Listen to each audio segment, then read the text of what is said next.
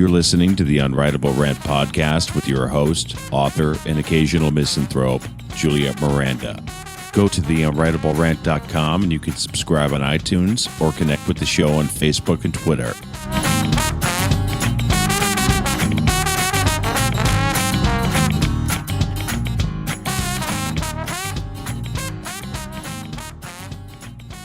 Hey there, y'all. This is Juliette Miranda. Welcome to episode number 74 of the Unwritable Rant podcast.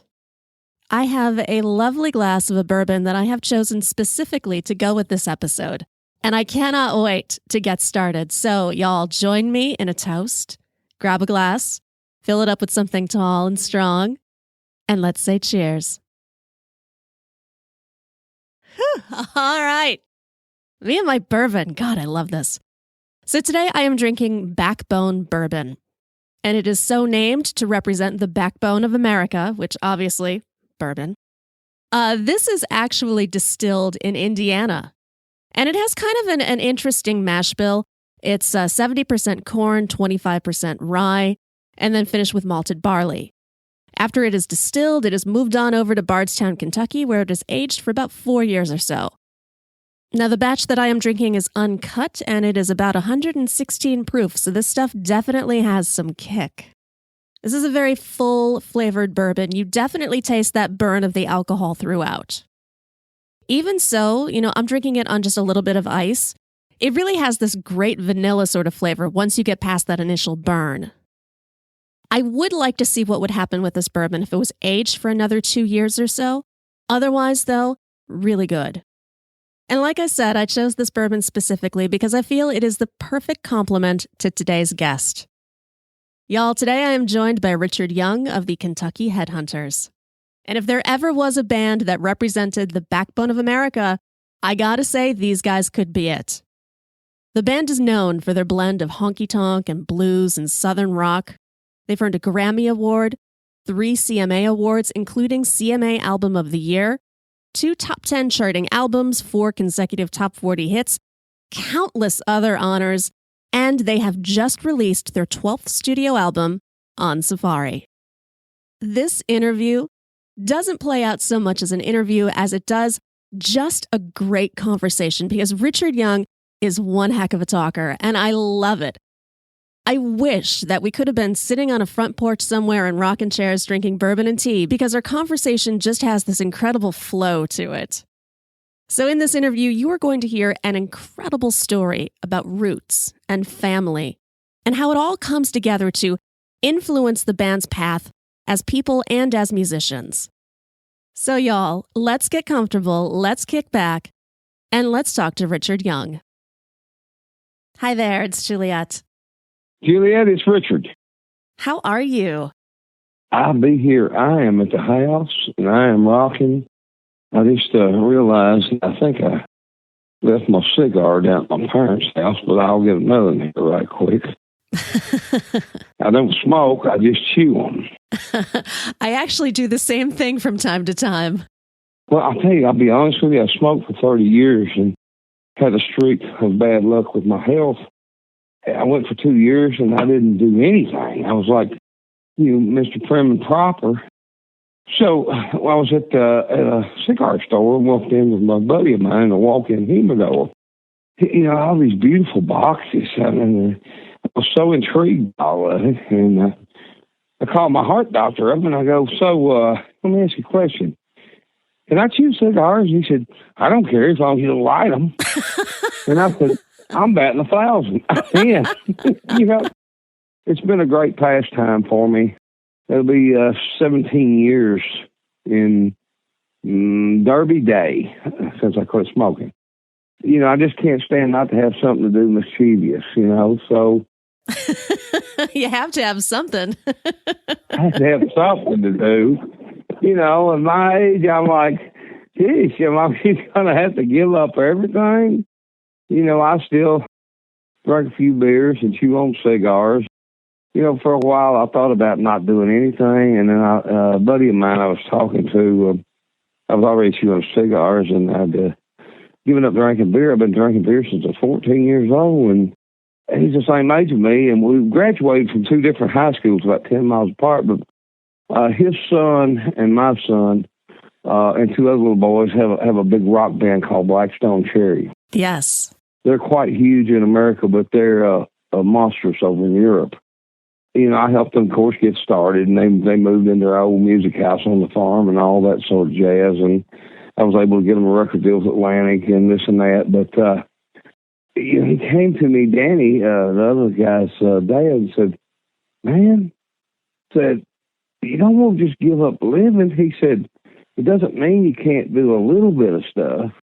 I still have a beer every now and then, or a few, quite a few, and I chew my cigars. And at the discontent of my wife, I'm very happy." Well, that is how it should be. Well, Juliette, when you reach a certain age, when it's past the point of return, I think everyone should do everything in moderation as we get older. Obviously, you should when you're younger, but unfortunately, try to tell that to a kid, 18 or 20. So y'all have been the Kentucky Headhunters since the 80s, but you've been together as a band since the 70s. With this new album, it really sounds like you guys are having more fun than ever.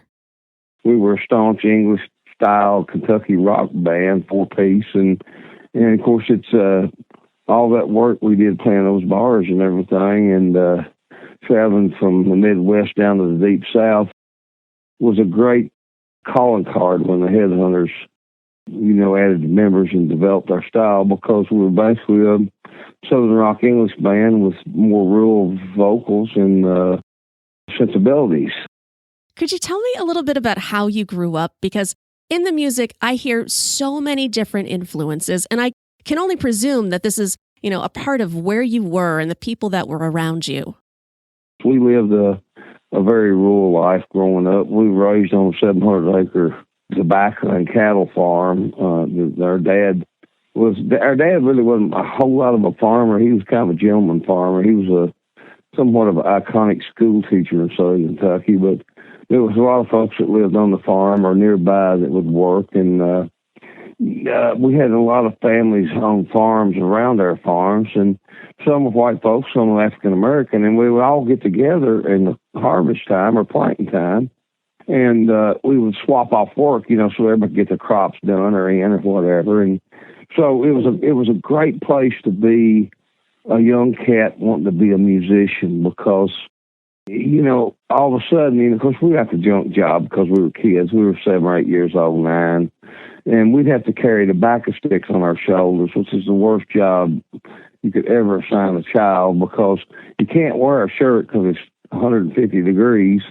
So you have all these little sticks that are 4 feet long that are inch square, and you're packing 25 or 30 of them, and they start rolling. And all of a sudden, they start causing mud blisters on your neck. You're like, ouch. What a terrible job. It's like child cruelty. That's or right. something. Give it to the kids. Yeah, I'll let the kids do it. They're okay. Their skin's tough. They won't bleed like us. But what was great about it was the exposure to all the different genres of music we got to hear, because when we were growing up, we didn't want to hear about it. Once we saw the Beatles, we were all into English rock and bands growing up like Free, and even though some of the American bands like Moby Grape, some of those great bands of the 60s, and then into the 70s, with the Stones and the Beatles and everybody, and we didn't want to hear about anything else. And we had this old farmhouse that our grandmother gave us in 1968 on the farm, kind of a real neat old farmhouse with a yard with a cut stone wall out front and this sort of thing. That's down on the creek. And naturally, when she bought it, people started asking to rent it, and she didn't want to fool with that. So she got this brilliant idea to give it to her juvenile delinquent grandsons and their cousins so they could rehearse music. And at the time we moved in there, Anthony and Fred were 11, and Greg and I were 13. So it was quite fun. It was quite fun to have your own little playhouse, which was actually a house. Do y'all still record there? We did one album there. All of our rehearsing is done there. Yeah, and Blackstone Cherry, who was a big rock band, they also started in there, and they still convene to write their songs for their albums there. So, And I mean, if you saw it, I mean, it looks like a juju joint. It's just it kind of looks like if you were driving in Mississippi at a blues bar on the side of the road. It kind of got that vibe. And then when you go inside, it really has it. When we were kids, you know, we didn't have any heat in there. I mean, it was just the only thing you could have was a wood stove. And obviously our parents weren't going to turn these kids loose with a wood stove. So we had to either practice or freeze. And we got to putting our album covers on the wall to keep the wind out. I mean, there are posters, like Bob Dylan posters on the wall. They're worth more money than the house. It's unfortunate we drove nails in them, of course. But, you know, that was part of it. And then we had this great thing working on the farm and working with all these different families from different dialects. And they would, you know, everyone had a different song they would sing, or songs. And, you know, a lot of the younger guys, you know, who were, say, in their 20s, had grown up in the 50s, and they were singing like a whole lot of shaking going on with Jerry Lee Lewis, A Great Balls of Fire, or something, Blue Suede Shoes, you know, with Carl Perkins or Elvis. And then you had the older guys who'd grown up with Hank Williams and country music, and they were singing, you know, the Hank Williams songs. And then you had the African-American families were singing black gospel. So imagine being in a field of 10 acres cutting tobacco and all this going on at one time. And naturally, I don't have to tell you who won, but I mean, everybody would try to outdo each other singing. And of course, I mean, let's face it. I mean, black gospel music is just, you can't touch it. So they wipe everybody out. But the thing of it is, we got to soak all that up. Even though as bad as we cussed and hated packing those tobacco sticks, it was part of our culture and learning how to adapt, number one, and also to soak up the different music cultures. You know, now I look back and I say, so that's how we did it. I mean, people listen to our music and they go, where is this coming from? You know, it was all soaking in your brains. And it's as bad as we didn't want to be affected by country music. You know, Lefty Purcell and Hank Williams were sinking into us as much of this stuff. And only natural because we were brought up, you know, in southern Kentucky. Metcalfe County, Edmonton is a seat here. And it was just a great place to grow up in a small town of like maybe 800 people. So we were all there all the time together. And it was, that's been the same thing that happened to my son's band. They, all their parents grew up together. And all the kids grew up, went to school together. I mean, I remember taking them all to kindergarten when they started. And they wound up starting a band that smokes us. That's what I love about your music, though, is that it's so personal. It's just got this really warm and awesome feel. You hear everything that you love in it, and it comes across in your new album. I love On Safari. I have to say, I think this might be my favorite album. Well, thank you very much. I appreciate it. We know every time you do an album and you're in a band, it's real easy for the musicians in the band to go, oh, this is our best yet. I'm not saying it's our best yet, but I think it's probably our most spiritual giving to people, because last year we were very fortunate that we finally released an album we'd hidden for 10 or 12 years that we recorded with the late, great Rock and Roll Hall of Fame pianist Johnny Johnson, who folks who are familiar with Chuck Berry knows that he was a huge part of Chuck's success. And even though he wasn't credited, he wrote songs, a lot of those great songs like Maybelline, Johnny Be Good, and all that stuff. All those songs with Chuck, he contributed to them. Of course, it took people like Keith Richards and the sneaky headhunter guys to figure all this out. But, you know, Johnny was he kind of got disappeared from the scene in the 60s, so we got tired of touring with Chuck and started playing with Albert King's son, the blues guitarist, who was from St. Louis as well. To be honest with you, Johnny had kind of like disappeared into the woodwork when Keith Richards of the Rolling Stones was asked to do an album, a documentary movie, and to put the band together for the music part of the movie of Chuck Berry's life.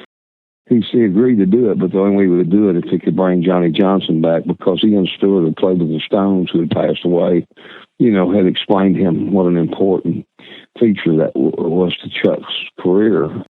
So he found Johnny, driving a city bus in St. Louis and said, "Come on, Johnny Johnson, we're going to make a movie." Johnny went with him, and it changed Johnny's life because Keith became a very good friend, and he made sure that Johnny was out in the limelight, as well as anybody else in that movie. Eric Clapton had a standout performance with him on a song, and For the Life of Me, It Leaves Me Right Now. Anyway, after that, Keith was doing solo records for a while. The Stones were on hiatus, and he did them with Electra Nonsuch up in New York. And Nancy Jeffries, who actually ran the label, Keith kind of made a deal. He said, I'll do another album, but I want to do an album on Johnny Johnson. So he and RBQ Group, who are one of the greatest bands of all time, along with Clapton and Steve Ferguson, a bunch of other guys, did Johnny's first solo album. We were at the Grammys, or we were on our way to the Grammys, and Greg bought it, and we were listening to it and just bouncing off the walls of the bus, And when we got to the Grammys, Johnny was there, and we met him, and we became great friends at the Grammy party. And, I guess when it came time to do the second album, I guess Keith and those guys kind of heard about our relationship and knew that we were a close-knit band and could pull us off. So they sent Johnny to Kentucky for 2 weeks, and we had a week to write the album and a week to record the album. It's real funny because we had no material. We were told, okay, we want this to be a little bit, Johnny wants it to be jazzy, and he wants to be a little bit like this and that. And I'm going, oh my gosh.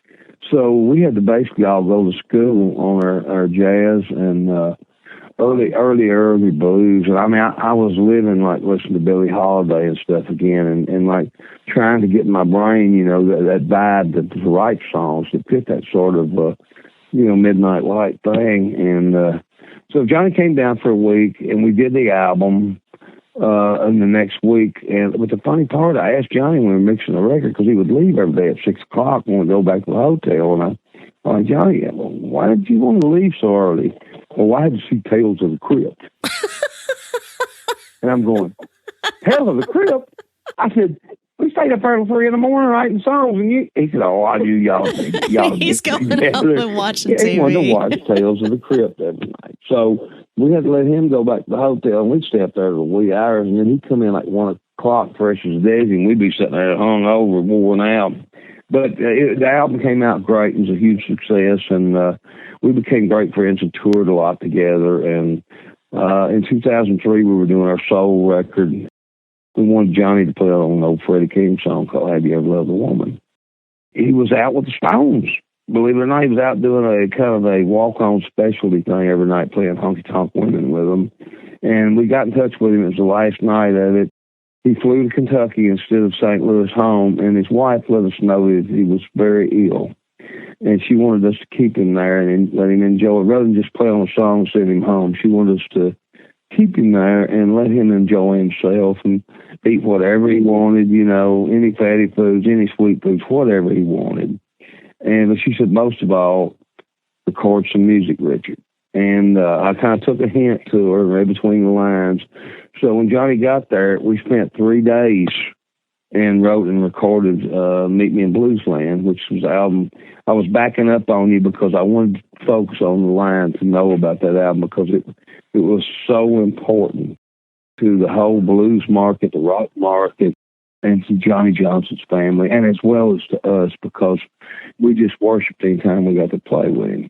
Now, so with that said, it was the #1 blues album on Billboard or whatever, and we're so happy for Johnny's family. Now let's talk about On Safari. Boy, I have a way of retreating, don't I? You are awesome. You are doing all of the work for me. I wasn't going to talk about that till later on, but you are just way ahead of me. I love it. Well, I just wanted to make sure that we got in, because it is extremely important that people know about the history of Johnny Johnson and that record. And the other record we did in 2003 is his second solo album. But Keith and Eric Clapton did one called Johnny Be Bad. So there's quite a catalog there if folks would like to dig and delve into it and listen. But back to On Safari, yes. I must say, it seems like with the Johnny record, And even the record before, Dixie Lullabies, that we recorded, the only album we've ever recorded in our old farmhouse, it seems like as we get older, there are certain things that we've wanted to do all of our lives musically, and we're trying really hard to accomplish those. And, when we got ready to do, that's what we did the Johnny album, I said, well, we got to do a core Headhunter record now. So we planned to go in April of last year and rehearse 2 or 3 days. We're not really good at rehearsing. We're kind of spur of the moment, spontaneous guys. As they say in ice, we had a bus driver one time, and we were having a little heated discussion between the 4 of us and the crew on the bus, and we forgot the bus driver was eavesdropping. He was driving, and I stopped and I said, shh. I said, hey, Mike, what do you think? And he goes, I think what everybody else thinks in Nashville. You're uncontrollable and unpredictable and unmanageable. I didn't expect that honesty, but that's great, man. I mean, that takes balls to say, man. Anyway, we had planned to go in 2 or 3 days last April and, just kind of get our mindset, because we all had ideas what we wanted to do. And we had met before we did the Johnny record, and everybody played each other's songs, and we jammed on them a little bit and that sort of thing. But it had been nearly 2 years, or a year and a half or so, and that was the plan. And then our dad, who was 93, got quite ill and passed away. We lost him. And so there goes rehearsal days, plus our minds and souls and bodies. We'll just, everybody in the band, the whole community. As I said, he's quite an iconic guy around these areas. We were all devastated. So no rehearsals, and the studio time came up a week later. And we don't go in the studio very many days. If you can't make an album in a few days, don't do it. But we got down to 3 days again. I said, that must be our magic number. We cut that Johnny record like that. But my brother called up and he said, man, let's just go in there and have some fun and get this off our mind. It's just, Daddy would want us to do this. And so, lo and behold, we went in there and set up our gear one night, and then we had 3 days, and we came in and knocked out an album in 3 days. There was some sort of higher being going on with this album. There is definite magic on it, for sure. Yep. There's a mojo going on with this record. It's not only can you feel it when you listen to it, but when we were recording it. And I think, Juliette, something else it did is I think it brought, maybe where the Headhunters, we're not that guarded, believe me. We'll say anything, do anything. But almost, when it comes to our music, we can be a little bit private and guarded. It's what we share as far as our souls and that sort of thing. And I think that there are a couple, 3 songs on this record that came out that, had it not been the circumstance, maybe someday, but it wouldn't have come now. Number one would be the Crazy Jim song. I've been trying to. I was going to ask you about that one. The story goes, it's a true story. I just had to figure out how to write it correctly, because the only public job I ever had, and of course, wondered why I was working in a music store, a local store in 1978. There was a guy who lived in the area, and, Crazy Jim was not his name. I changed it because I didn't want to use his name. But he would come into the music store, and he would bring a burlap bag half full of rocks. And, the music store on Saturdays, a lot of people in there. And anyway, he would start passing these rocks out to people and say, this will make you rich. And, a lot of people would snigger, or they would, make sport of it or whatever. A lot of people would just take a rock and not say anything. So when he would leave, of course, people would start to chatter about it. And I sat back with a distance and watched, and I'm like, it bothered me because, nobody had really given it a second thought that maybe he didn't mean money.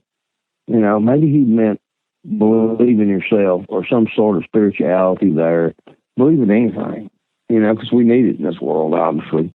So I don't know how old I was, in 1978, but, I swore one day I would write a song about that. And after all these years, I would always run from it because it wasn't in my soul to do it, or I didn't feel it or something. And 2 years ago in October, I was sitting in the practice house drinking a beer, chewing on a cigar, playing acoustic guitar. 15 minutes later, crazy Jim. I think writing what you know makes all the difference. That's why your songs resonate. I mean, they're passionate. They come from your soul.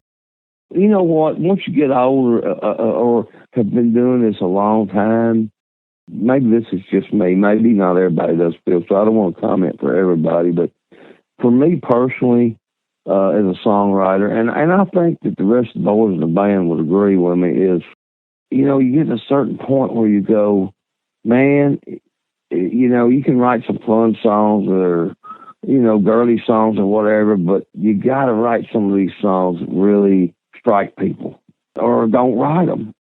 That's kind of where I'm at anymore. I mean, when we got ready to do this last album, I told the guys, I said, guys, I got to be honest with you. I said, you know, every once in a while it's cool to write a little nasty rock and roll song and everything, and nobody likes that better than me, but they said, man, we got, you know, I'm just at the point where I'm going to write something that's going to take people's heads off psychologically, or it's not, some of it. And so here we go. And so that's where Crazy Jim came from. And then another song that I think is pretty prolific on the album, because it kind of really exposed some country roots to us that we've never exposed before, which was just like almost country church country roots or something. You know, God Loves the Rolling Stones that reminds me of, you know, like a early Bible thumping, you know, church with the fire something. And it's, you know, it's part of our growing up. And this is, as we get older, you know, I guess the word is become less ashamed and learn to appreciate that part of our background and how to make the most of it and give it back to other people. When it really was probably pretty cool at the time, but it didn't seem like it when we were kids. Well, sure, you don't know how to appreciate it then. And now, you know, it's... You know, and it's just like anything in life. I find the older I get, the things that I really didn't, took for granted, I want to say maybe, like, you know, living on our farm all my life, or, you know, our parents living to be, our mom's birthday, as I told you earlier, I was a little late calling in. Our mom turned 86 today, and because we lost our dad this past year, we had a great bash birthday party, and we wouldn't let her cook. She loves to cook, but we made her sit down, and my sister made grits and macaroni and cheese, and I made Mexican hamburgers. Now, don't confuse that with, what's those things called, sloppy joes? Sure. What's the difference? There's a difference. I'm going to give you a free recipe. Everybody listening in. This is pretty much a secret recipe, and it was, this lady discovered it in Glasgow, Kentucky, down the road. And there used to be this, you know, the old-time dime stores they had, where they had the big round of candy boxes. I mean, where you could look in, they had all different kinds of peanuts. It was just a huge department store in our town, but it was very country. But they had a booth diner that I remember the thing about. My grandmother used to take me in there, and they had these little balloons you could burst, and it gave you so much off of banana splits. And I'm sure a lot of people can recall things like that. Yeah. Sure, yeah. We had one too. This elderly lady that worked there, when my mom was 17, she had a job there, and that lady taught her how to make these Mexican hamburgers. So here's how you do it. And it's kind of a legendary thing around here, but we'll spread it out with all the folks, and you guys can call them Mama Gwen's Headhunter burgers or something or whatever. But all right. What you do is you take regular ground beef, or if you got like deer meat, you know, which I do, or any kind of elk or anything, ground elk or whatever, and use that to cook it with. Of course, you brown the meat, and while you're browning the meat, you put quite a bit of chopped up onion in it. Sure. Okay, now as this meat's cooking, you want to salt it some and a little pepper. But the magic to that part of the ingredient is a big handful of sugar. Really? Now, yeah, that's a trick, baby. Ain't nothing worth a dime without sugar in it. Like for every pound that you cook, I would say like 2 tablespoons of sugar in it. maybe a tablespoon and a half, depending on how you like it. But that's part of the magic of the cooking part. And you got your onions, you got your meat browning, and you got some salt and pepper. Don't over salt it, because the sauce you're going to put in is going to be a little salty. But you'll have to do the taste after that. But here's where the differ is between, and don't put green peppers in it, because then you're going to taint what all this other stuff's going to do, because then they become like sloppy joes. Okay? So the next ingredient, most people would use tomato paste. Do not use that. The trick to the Mexican hamburger is tomato puree. Oh, okay. Oh, yeah. So what you do, for every pound of that you cook, you use a small can of tomato puree. My favorite brand is the one in the yellow cans. Yes, Red Gold. I know it. I use it. Red Gold. Yes. Red Gold is my favorite. And you just get, for every pound of hamburger you do, actually, I cooked 3 pounds tonight and just used 2 cans. So think about that and use it. But if you're going to cook like 2 pounds to 2.5, 3 pounds, make sure you at least bring 2 cans home, because 1 can will only make it lackluster. Let me know how it goes, because I'm telling you. And then once you get it all, after your meat's brown, the onions melted down and all that stuff, then you add the puree after that. Don't put it in earlier. And once you cook it all, keep it on pretty high heat to get that meat done and everything, and then bring it back down to about 6, and then put your puree in it and start stirring it and let it saturate in there. And once, I'd say 10 minutes, 15 minutes of it absorbing that, then cut it down to low for about 5 minutes and then shut it off. But keep it stirred so it won't get dry. Sure. Now, I will say this. I did tonight that I had never done, and it made it real good and chewy, is mushroom stems and pieces. Oh, now you got me. That sounds really good. Yeah. But if you do the mushrooms, make sure that you put the mushrooms in when you're putting the onions in the hamburger. And don't wait too long to put the onions and mushroom in. Like when it first starts browning just a little bit, go ahead and get them in there, because it needs time to get tender. Yes, yes. The onions and the mushrooms. But they'll still, if you cook them right, cook them long enough, those mushrooms will get they'll still be chewy, but they'll be tender. That sounds wonderful. Well, I'll tell you, what you do is, you got my number there, so you call me back after you cook the one. But I'm telling you, it's really good. Well, you know what? I have all of the fixins for that. I might just make that tonight. Well, it'll be great. Now, let me tell you, though, once you cook those onions and hamburgers, make sure you drain every bit of grease you can get off of it. All right. Don't leave the grease on it, because if you're using hamburger, it tends to have a lot more grease than deer burger or something like that. I actually have bison. I think I'm going to use that. You have buffalo? I do. Oh, God, that'd be great. Buffalo eating meat. So watch the amount of sugar you put in, because the buffalo is a little bit sweeter taste. Okay. But what you do, Horn, is just after you do get it all cooked good, like it really smells good, about done, give it a taste test. Wow. This sounds so delicious. It's great. I love to cook, and I love to fix things, and my wife just goes into a terror when she thinks I'm going to get in the kitchen. And she's scared to death that I'm going to mess it up. But we were talking about, on Safari, I think the album is like I said earlier, everybody wants to say, well, that's the best thing. Well, I'm not saying that. I'm just saying I think that this probably is an album that if people wanted to really catch so to speak, the Headhunters with their pants down or their shirt open, show their heart, I think this would be one that would expose that. Because otherwise, we've always, been like these tough guys or whatever. But definitely, we open their shirts up and show their heart. What can you tell me about the song Deep South Blues? Well, it's just one of my rants. Well, it reminds me so much of Creedence when I first heard it, and it really kicks. Well, I'll tell you the funny story about that song is I wrote that for Blackstone. I've written several songs for Blackstone Cherry, and then I would take them in, and we'd all change them up and write them together. And I actually took Deep South Blues to them. They kind of turned their noses up at it, and I was kind of hurt away, but they said, well, Dad, we do like this line and this line and this line and this line and this line and this line. And I said, well, okay. So then what? And they said, let's write a new song and use those lines. And I said, okay.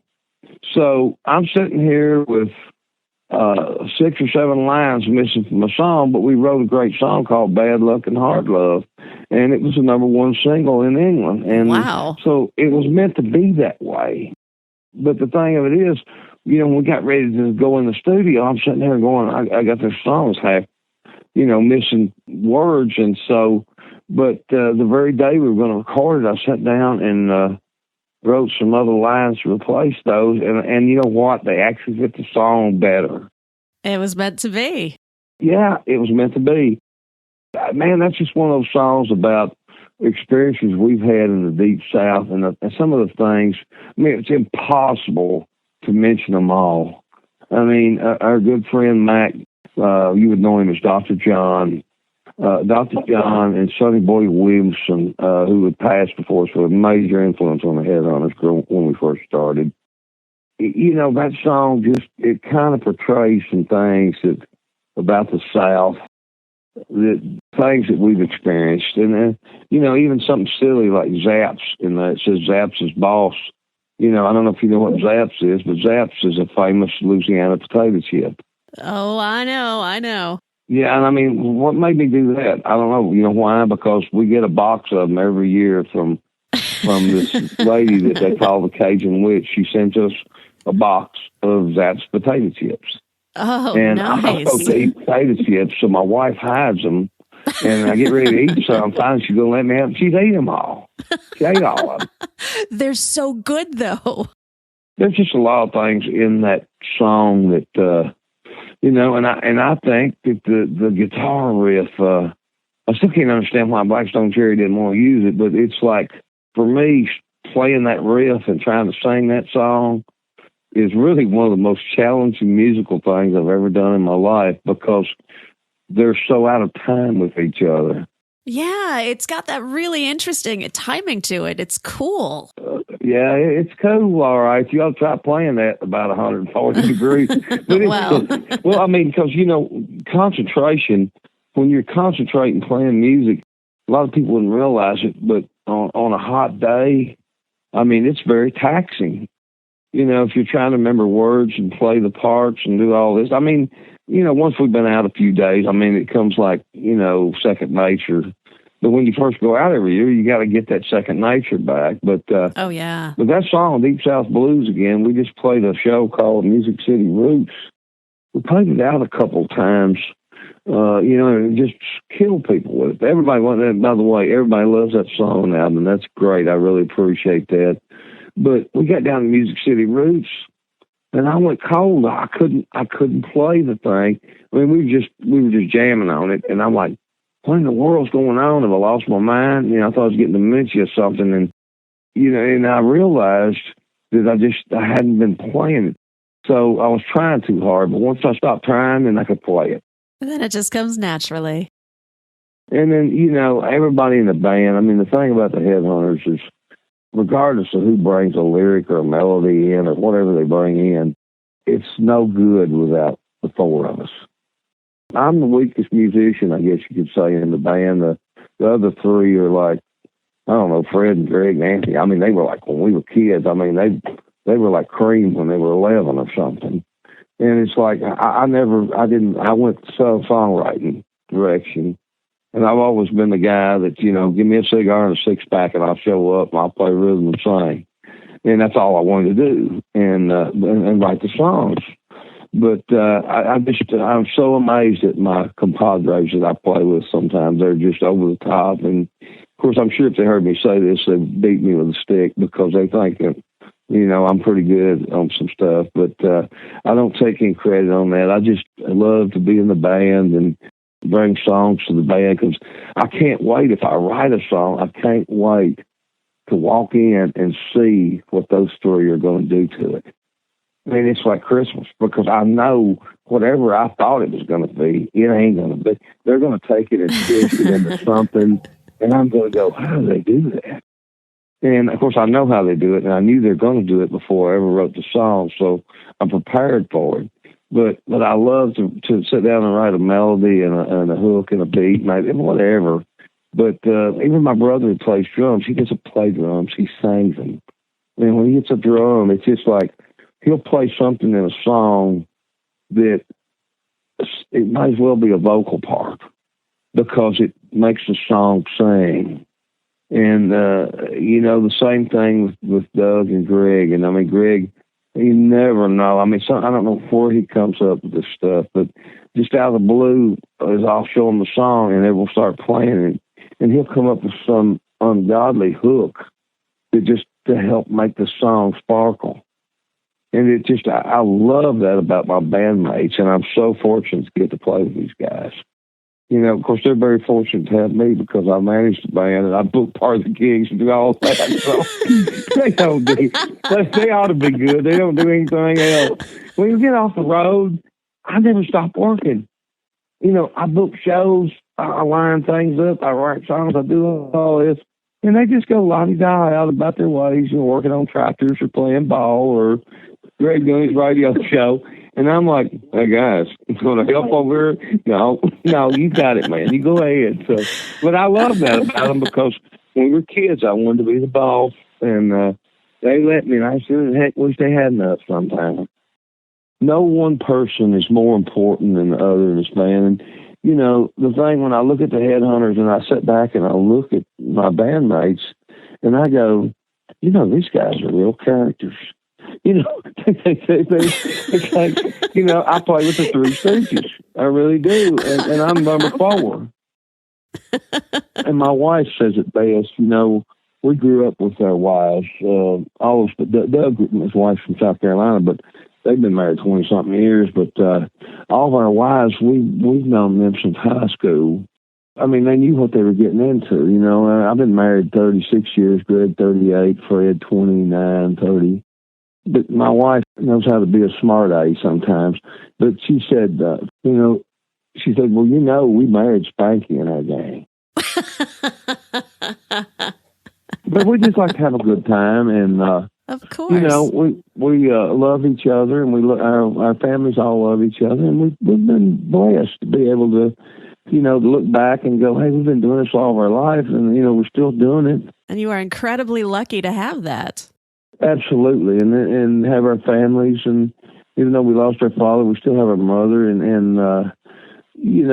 were kind of the matriarch of this whole thing, because they had the farm, and the house was on the farm, and, they would feed us when we didn't have something to eat, and then, it's been a great life, and we've been very fortunate and to have a landing strip like that, and the same for my son's band, Blackstone Cherry, for them to be able to come back from Europe and play in arenas and come back and get out down there in that old house and go, okay, boys, what next?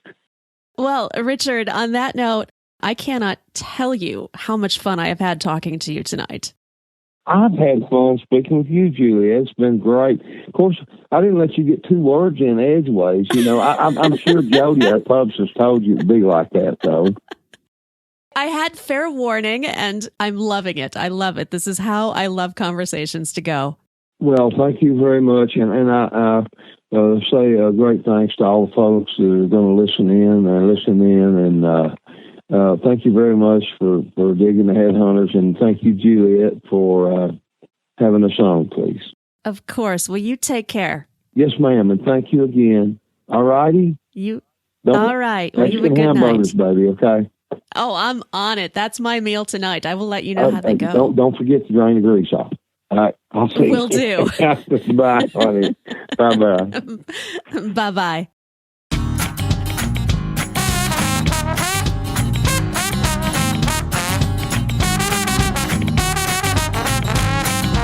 Girl, you as pretty as a Sunday morning, standing on the corner at Candidly. What you say we make our way up to Bourbon, couple hurricanes and a hand grenade, and get blown away and let the chips fall where they may. If it's all the same, what you say, bon ton relay. Hey, pretty mama. mama, I can smell the gumbo. Sweetest taste of honeysuckle on my lips. Good God Almighty, I can hear the trombone. Every heart ought to beat to a rhythm like this. Come a little closer, honey, let me hold you. Nothing tastes better than a bourbon kiss. You can be the flower on my magnolia. Every heart ought to beat to a rhythm like this.